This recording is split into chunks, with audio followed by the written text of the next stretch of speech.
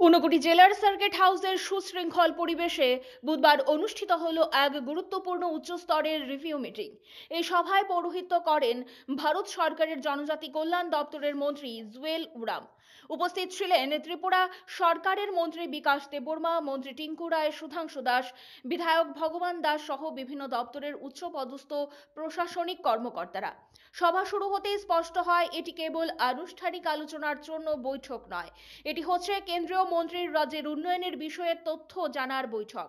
জনজাতি অধ্যুষিত অঞ্চলগুলোর স্থায়ী উন্নয়নকে সামনে রেখে এক বাস্তবসম্মত রূপরেখা তৈরির পর্যালোচনা। কেন্দ্রীয় রাজ্য সরকারের বিভিন্ন প্রকল্প ঊনকোটি জেলায় কতটা সফলভাবে বাস্তবায়িত হয়েছে, কোথায় কাজের গতি বাড়ানো দরকার, কোনো প্রকল্পের ওপর বেশি জোর দেওয়া দরকার, সবকিছুই উঠে আসে আলোচনার টেবিলে।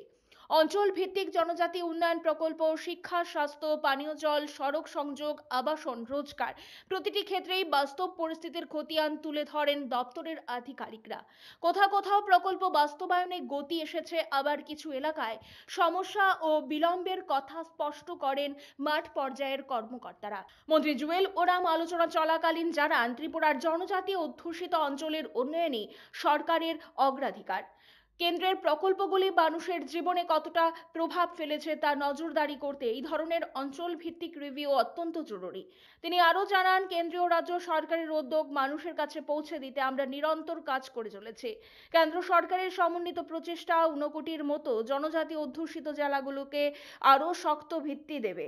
দিনের আলোচনা শেষে সিদ্ধান্ত হয়, আগামী দিনে প্রকল্পের বাস্তবায়ন আরও দ্রুততর করতে এবং এলাকা ভিত্তিক বিশেষ মনিটরিং সেল কাজ করবে। একই সঙ্গে শিক্ষা, স্বাস্থ্য এবং অবকাঠামোর উন্নয়নে নতুন কিছু প্রকল্প প্রস্তাব আনার বিষয়েও প্রাথমিক আলোচনা হয়। ব্যুরো রিপোর্ট, পজিটিভ বার্তা।